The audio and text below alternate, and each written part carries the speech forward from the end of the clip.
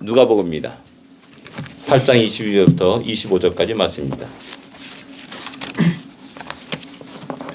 누가복음 8장 22절부터 25절까지 말씀 4절밖에 안 되기 때문에 같이 읽겠습니다.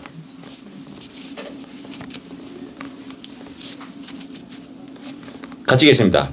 하루는 제자들과 함께 배에 오르사 그들에게 이르시되 호수 저편으로 건너가자 하시매 이에 떠나 행선할 때 예수께서 잠이 드셨더니 마침 광풍이 호수로 내리치매 배에 물이 가득하게 되어 위태한지라 제자들이 나와 깨어 이르되 주여 주여 우리가 죽게 되었나이다 한데 예수께서 잠을 깨사 바람과 물결을 꾸짖으시니 이에 그쳐 잔잔하여지더라.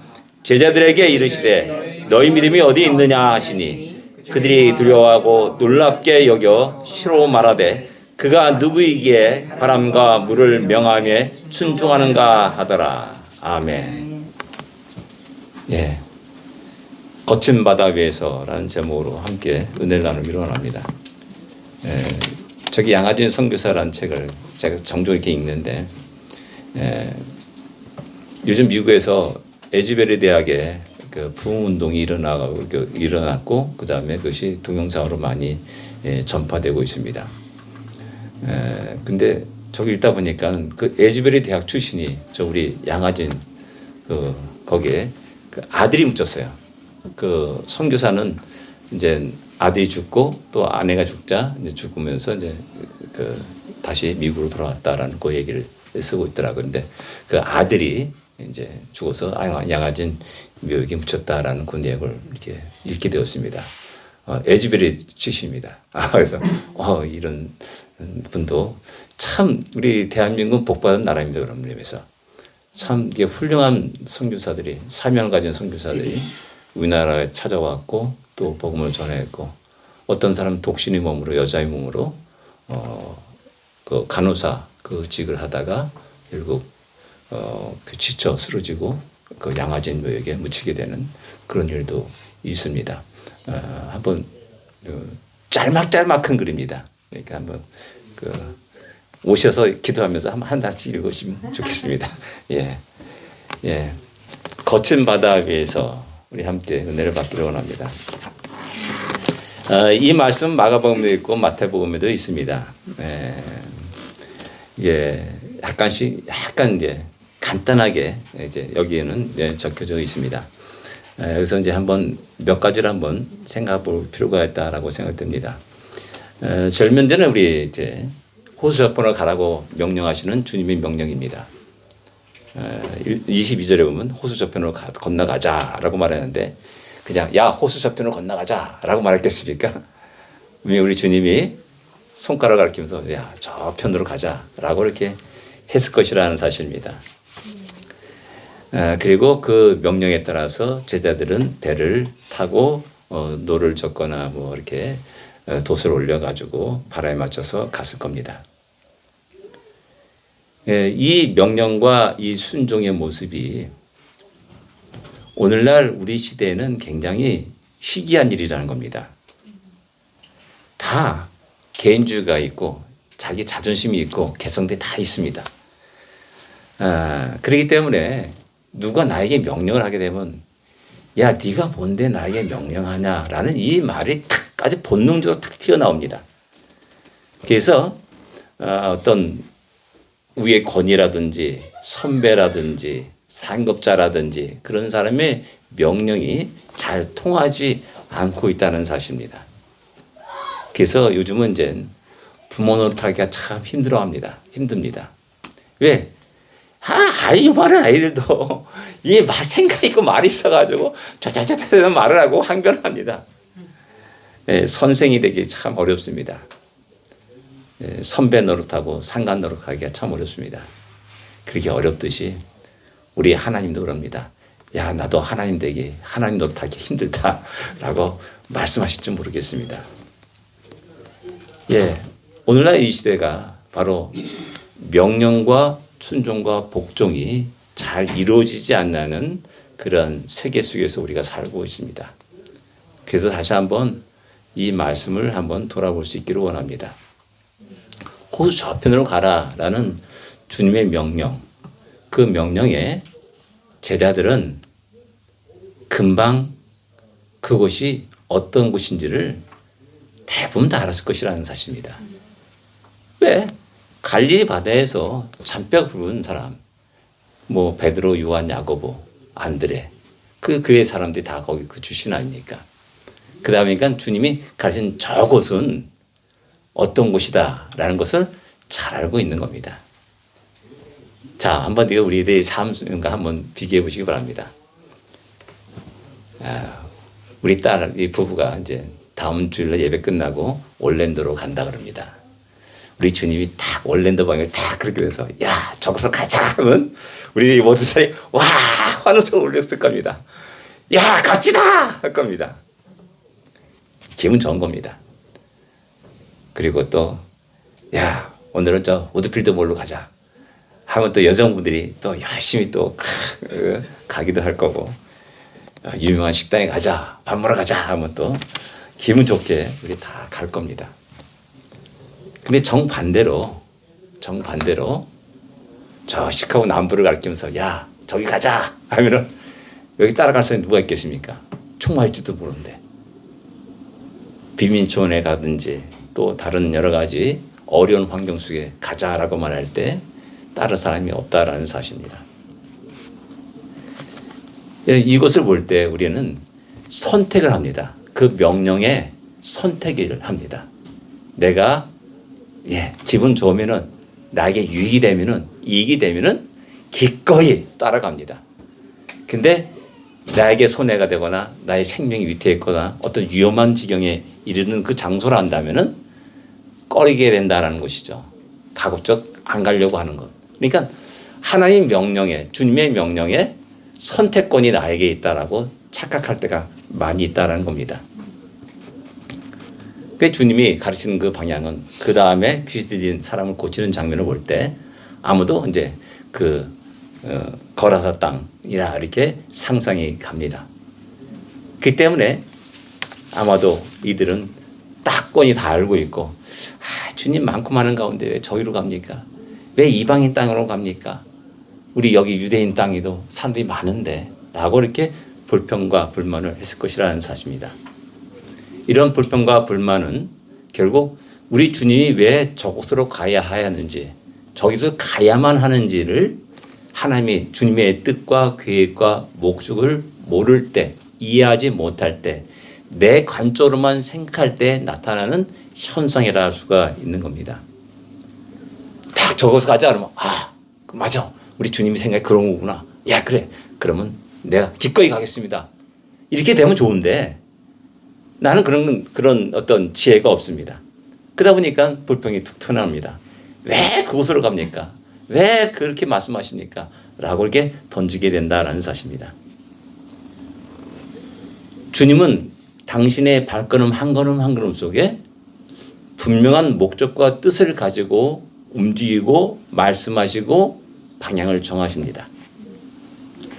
이 땅에 생활하는 그 시간이 제한되어 있기 때문에 아주 조급한 마음으로 여러 곳을 다니면서 주의 복음을 증가하길 원했다라는 사실입니다. 야, 내가 왜 저기로 가자고 하는지 아느냐? 그곳에 한 영혼이 있어. 그곳에 신음하는 한 영혼이 있어. 고통당하는 한 영혼이 있어. 그 한 영혼 때문에 가는 거다라고 말씀하는 겁니다. 우리는 이러한 우리 주님의 마음을 바르게 헤아려 할 수 있는 지혜로운 자들이 되어야 됩니다. 그럴 때 우리가 온전한 순종과 복종을 할 수가 있고 내 자신이 받은 은혜를 나눌 수가 있는 겁니다. 우리는 신앙인이야 하면서 우리는 스스로가 늘 제 자신도 그렇죠. 마찬가지 저도 예가 아닙니다. 언제나 모순된 모습을 보일 때가 많이 있습니다.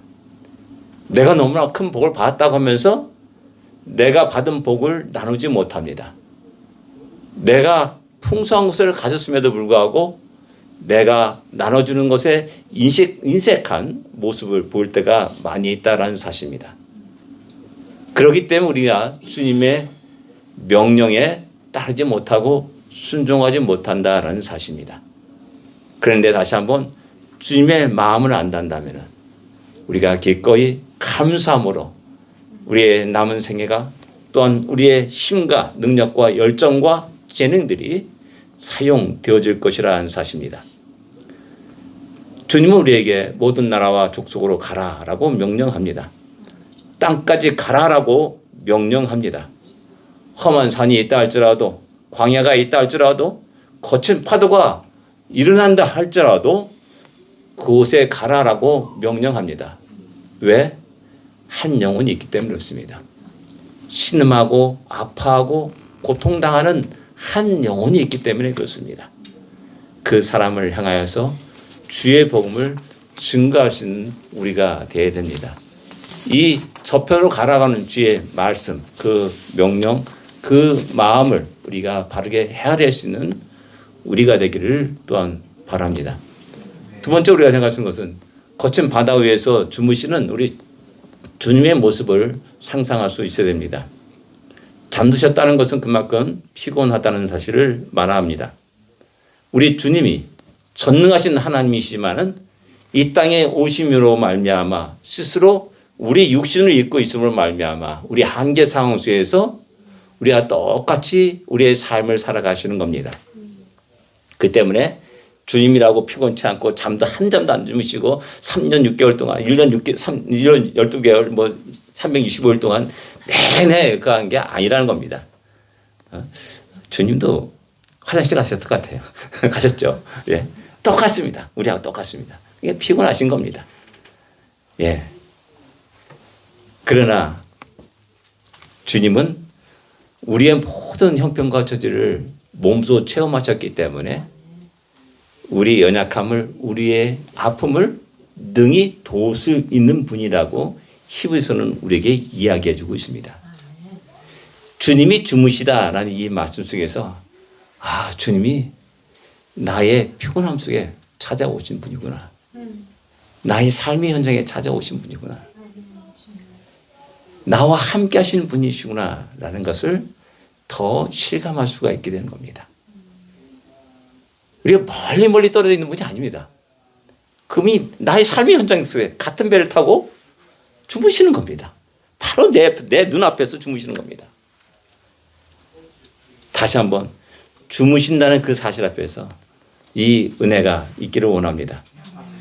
근데 내 피곤하다고 편안하게 잠을 잘 수 있는 것은 아닙니다. 불안과 초조감이 있는 사람은 잠을 이루지 못합니다. 스트레스를 받으면은 잠을 이룰 수가 없습니다. 현대 들어오면서 점점점 불면증이 많아지는 것을 보면서 참 많은 현대인들이 피곤해지고 그 다음에 불안과 걱정과 근심과 초조함 속에서 스트레스 속에서 살아가고 있다는 사실을 알게 됩니다. 우리 주님은 평안히 잠을 주무십니다. 근데 함께 배를 탄 제자들은 불안에 떨고 주여 우리가 죽게 되었나이다 라고 말하면서 주님을 흔들어 깨웁니다. 같은 장소에 있습니다. 똑같은 상황입니다.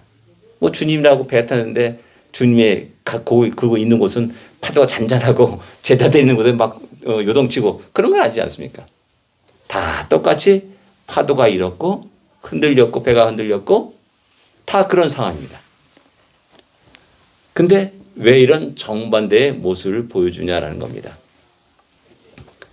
우리가 이런 장면을 이렇게 생각하면서 감리교 창시자고는 존 웨슬레의 예를 이렇게 볼 수가 있습니다. 존 웨슬레는 이 미주 대륙을 복음하기 위해서 영국에서 이제 미국으로 건너옵니다. 그게 활동했던 지역이 이제 조지아 처음에 수도였던 사바나입니다. 사바나. 거기 가면 이제 존 웨슬레의 기념 그 교회도 있습니다. 거기서 실패를 합니다. 영국의 상황과 미국의 상황이 너무 다른 겁니다. 일단 면적보다 다릅니다. 모이자 해도 모일 수가 없습니다. 다 흩어져 있기 때문에. 그런 양편에서 큰 좌절감 속에 다시 배를 타고 영국으로 돌아갑니다. 근데 큰 풍랑이 일어납니다. 그 풍랑 속에 웨슬레는 굉장히 두려워 떨었습니다. 근데 옆에 보니까는 어떤 무리들이 그 속에서도 찬양하며 노래 부르고 춤을 추는 겁니다. 보니까 그들은 모라비안 교도였습니다. 모라비안 경건주의자의 모라비안 교도입니다. 교회 역사 속에서 모라비안처럼 가장 많이 선교한 단체가 없다라고 이야기합니다. 그들은 12명 모이면 한 명을 갖다가 뭐 선교사로 보냈다라고 이렇게 이야기하니까요. 그들은 왜 평안할까? 나는 왜 두려워할까? 난 이 차이를 발견하게 됩니다. 그리고 그가 이제 영국에 도착해서 모라비안 성도들이 모이는 그 집회에 참석하게 되고 거기서 큰 성령 체험을 하게 되고 그 다음에 이제 드디어 이제 주의 복음을 증가하는 더 열심히 확신하게 증가하는 그런 삶을 살게 됩니다. 이 차이는 간단합니다. 하나님의 선한 목적을 아는 사람과 모르는 사람의 차이라 할 수가 있습니다. 우리 주님은 이 땅에 오신 순간부터 자기의 삶이 어떻게 될 것이고 아버지 하나님이 어떻게 자기를 이끌어 가실지를 잘 알고 있습니다. 그래서 지금 자기가 죽을 때가 아닌 겁니다. 보혈을 흘리고 십자가에서 죽어야 되는데 지금 배에서 죽을 때가 아니라는 거죠. 그러니까 알고 있기 때문에 하는 겁니다. 근데 모르는 제자들은 끝없이 불안한 겁니다. 죽을 것 같다. 아이고 죽겠다. 아이고 죽겠다. 제가 늘 그러지 않습니까? 입에서 죽겠다는 말 절대 쓰지 마십시오. 살겠다고 하십시오. 예, 그런 겁니다. 그 차이인 겁니다. 아는 자와 모르는 자의 차이라 할 수가 있습니다. 그렇기 때문에 어떤 사람들의 협박에도 까딱도 안 합니다. 바리새인과 서기관들의 교묘한 책략에도 넘어가지 않습니다. 헤롯의 협박도 두려워하지 않습니다. 바로 주님의 담대함은 하나님의 뜻과 목적과 계획을 바로 알고 있는 분의 모습이라 할 수가 있습니다. 우리에게도 이런 담대함들이 우리 안에 있어야 됩니다. 야곱의 예를 들겠습니다. 야곱은 에서의 그 죽음의 위협을 피해서 저 외삼촌 하란 땅으로 도망합니다. 그리고 베델에서 잠을 자다가 꿈을 꿉니다. 그때 하나님이 그에게 나타나 말씀하신 게 뭐냐면 내가 내게 허락한 것을 다 이루기까지 너를 떠나지 아니하리라 라고 말씀합니다. 내가 너를 통해서 이루고자 하는 모든 것들이 이루기까지 결코 너를 떠나지 않을 거야 라고 말씀하는 거죠. 야곱은 이 사실을 기억하고 살아갈 때 담대했습니다. 외삼촌 라반이 아무리 자기를 속여도 허허허 웃으면서 넘어갔습니다. 속아줬습니다. 속임을 당했습니다. 왜? 하나님 자기와 함께하기 때문에. 자기를 지키시고 인도하실 것을 믿기 때문에. 아직 하나님이 자기를 통해서 이루고자 하는 그 뜻이 아직 이루어지지 않았음을 갖다 알고 있기 때문에 담대할 수밖에 없는 겁니다. 잠깐의 손해를 볼 수 있습니다. 7년, 14년 그냥 그 아내를 위해서 14년을 갖다가 고생했지 않습니까? 그래도 웃어넘길 수 있었던 겁니다. 그러나 이 하나님의 약속을 기억하지 못하고 살아갈 때는 늘 두려움과 걱정 속에 살아갈 수밖에 없었던 것이 야곱의 모습입니다. 그래서 다시 이 약속을 기억하고 나갑니다. 그리고 담대함을 다시 회복하는 모습이 야곱의 인생 속에 있었음을 갖다가 우리에게 이야기해 주고 있습니다. 사도행전 보면 베드로가 감옥에 갇힙니다. 야고보 사도가 이미 죽음을 당했습니다. 근데 사도행전은 그 장면에서 어떻게 말하냐면 베드로가 콜콜 잠을 자는 장면을 우리에게 소개하고 있습니다. 죽음을 앞둔 사람이 잠을 잘 수 있냐는 겁니다. 이 속에서 우리는 베드로가 얼마나 그 담대함 속에서 있었는지를 알 수가 있는 겁니다. 사도 바울 역시 마찬가지입니다. 로마로 향한 배를 타고 갑니다. 풍랑이 일어납니다. 다 죽었다. 이제 끝났다. 라고 생각하고 모든 재물들 다 바다에 던져버리고 살려고 발부둥 쳤습니다. 구원이 여망이 없다라고 말했습니다. 그러나 하나님 바울에게 말씀합니다. 두려워하지 말라.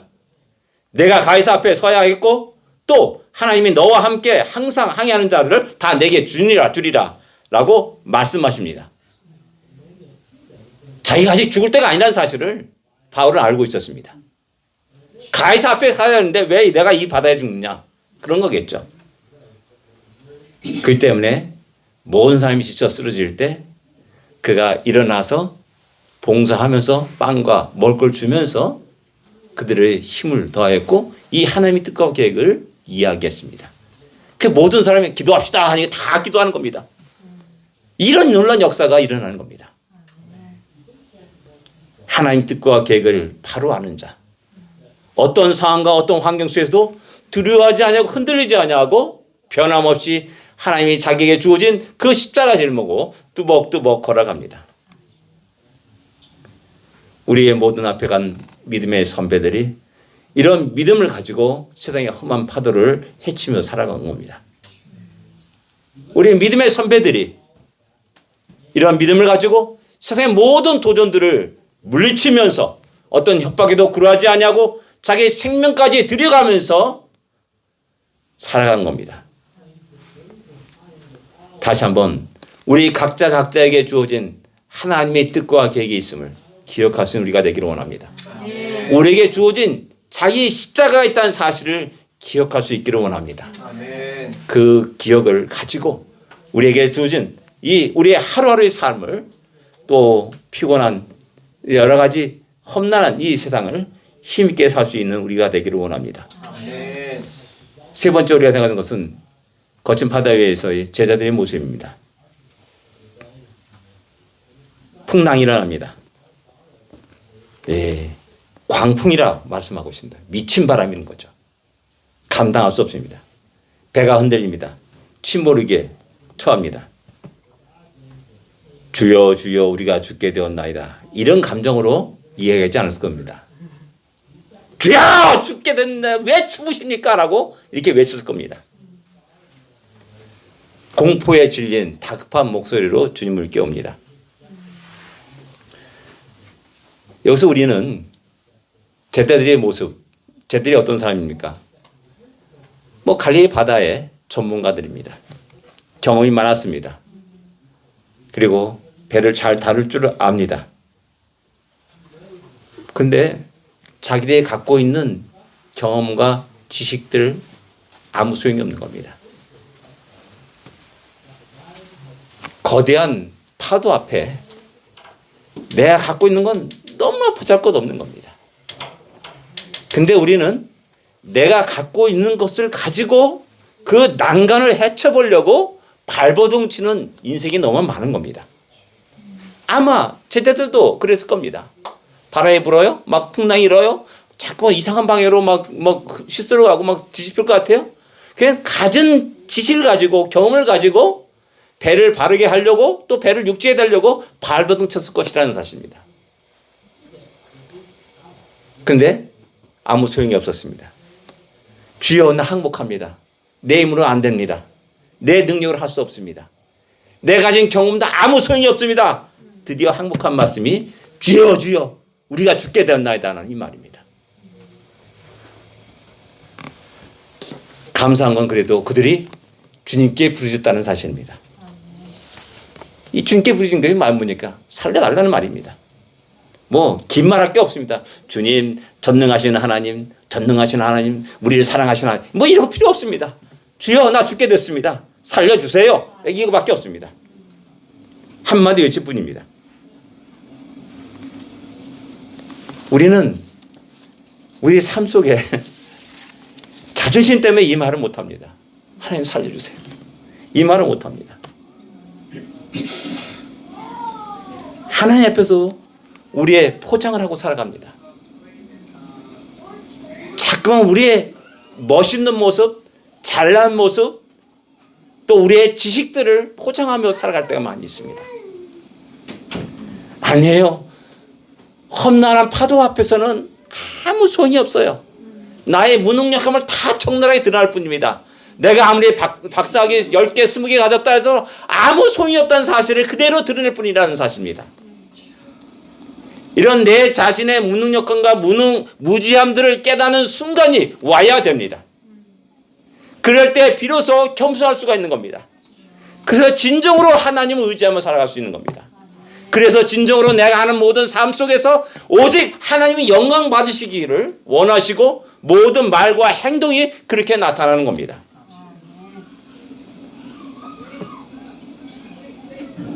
시편 110편 23절에 30절에 이런 말씀이 있습니다. 배들을 바다에 띄우며 큰 물에서 일을 하는 자는 여호와께서 행하신 일과 그의 기이한 일들을 깊은 바다에서 보나니 라고 말씀합니다.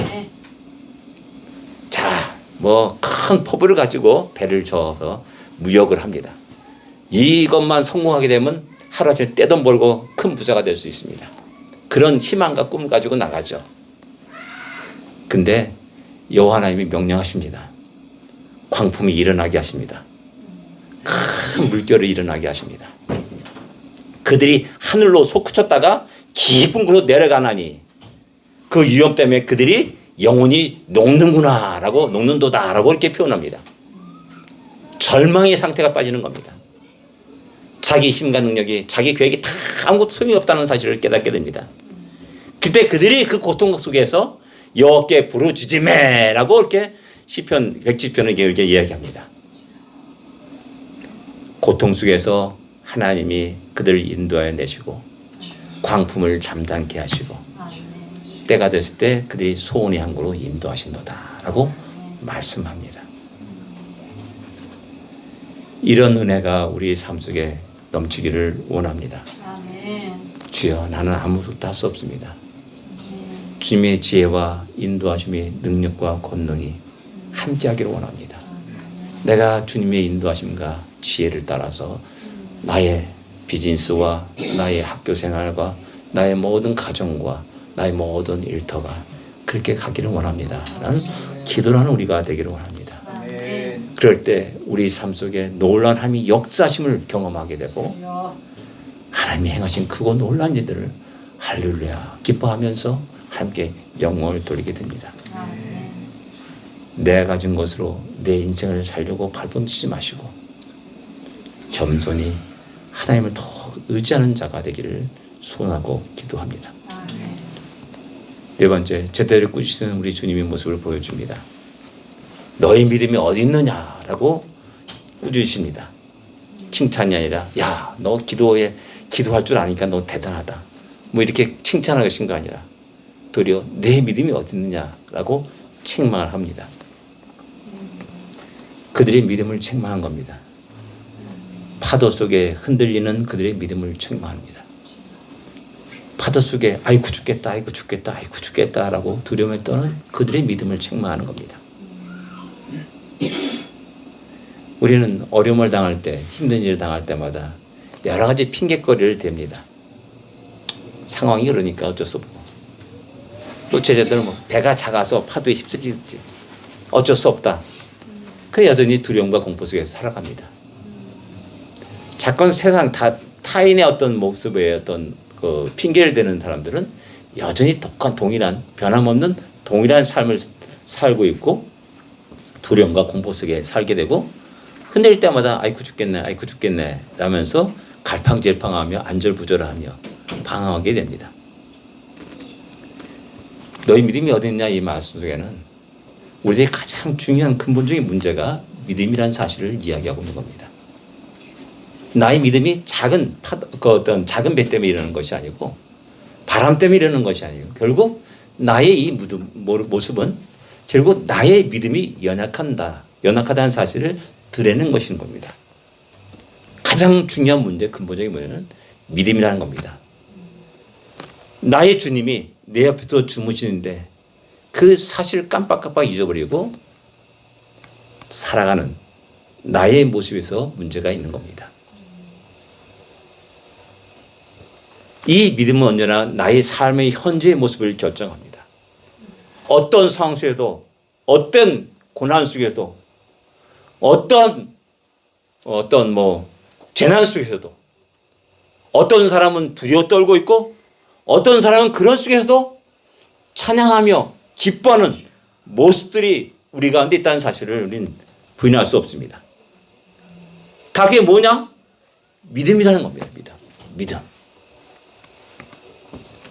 이런 믿음을 가진 사람들은 홍수 가운데서, 허리케인 가운데서도, 토네이도 가운데서도, 지진 가운데서도, 전쟁 속에서도 흔들리지 않습니다. 왜? 의인은 오직 믿음으로 말미암아 살리라 하는 말씀 때문에 그렇습니다. 내가 사는 것은 오직 믿음밖에 없다는 사실을 알고 있기 때문에 그렇습니다. 그래서 주님은 너의 두려움과 걱정과 근심, 모든 가장 근본의 모든 것은 믿음이다라고 이야기하면서, 야, 너희 믿음이 어디 있어? 라고 우리 다시 깨닫게 하는 겁니다. 정신 차리게 하는 겁니다. 나를 충격을 빠뜨리는 겁니다. 내가 대단한 믿음을 가진 사람이라 알고 있었는데 아니라는 겁니다. 너무나 연약하고 부족함 없는 그런 믿음의 소유자라는 사실을 깨닫게 되는 겁니다. 그래서 다시 너의 믿음을 회복하라. 너의 믿음을 찾으라. 그리고 흔들리지 말고 굳건하게 살 것을 우리에게 촉구하고 있습니다. 전능하신 하나님이 너희 하나님이 아니냐? 온 우주 만물을 창조하시고 다스려 가시는 그 하나님이 너를 사랑하시는 것이 아니냐? 왜 흔들리느냐? 왜 두려워하느냐? 왜 걱정하느냐? 왜 근심하느냐? 라고 말씀하는 겁니다. 지금까지 우리 힘으로 살았습니까? 하나님의 은혜로 살았지 않습니까? 그렇다면 앞으로도 하나님의 은혜 가운데서 살아가는 우리가 되어야 됩니다. 더욱더 하나님을 의지하고 더욱더 신뢰하면서 살아갈 수 있는 우리가 되기를 원합니다. 기도하겠습니다.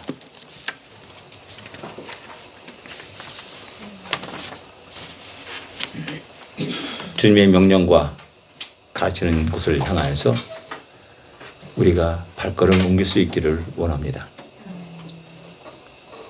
그 다음에 우리가 믿음으로 우리 안에는 두려움과 걱정과 근심과 불안과 초조들을 던져버리고 다시 샬롬의 그 평강이 우리를 지배하게 하소서라고 기도하기를 원합니다.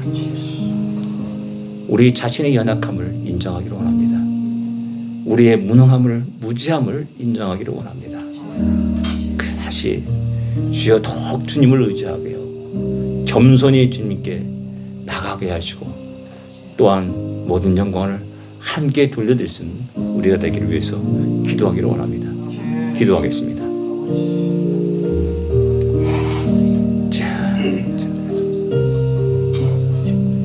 감사합니다. 다른 사람의 모습이 바로 나의 모습이 걱정하는 지금부터 나의 그 모습 주여 이런 날 다시 주십시오. 이런 날 다시 이렇게 세워주십시오.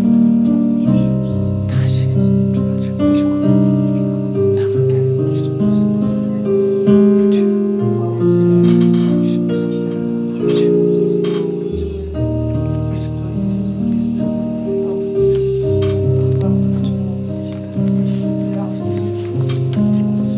하나님 아버지 은혜를 감사합니다.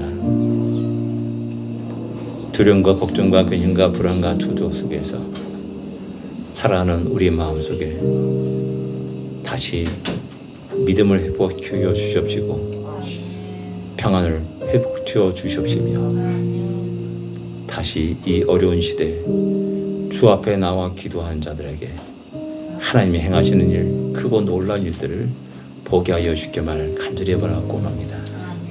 하나님 다시 한번 우리에게 주어진 한 주간의 삶 속에서 이런 놀라운 믿음의 승리가 있게 하여 주십시오. 우리의 삶을 통하여서 오직 하나님의 영광만이 드러나며 함께 영광을 돌리시는 우리 모두가 되게 하여 주시옵소서. 예수님으로 간절히 기도드립니다. 아멘.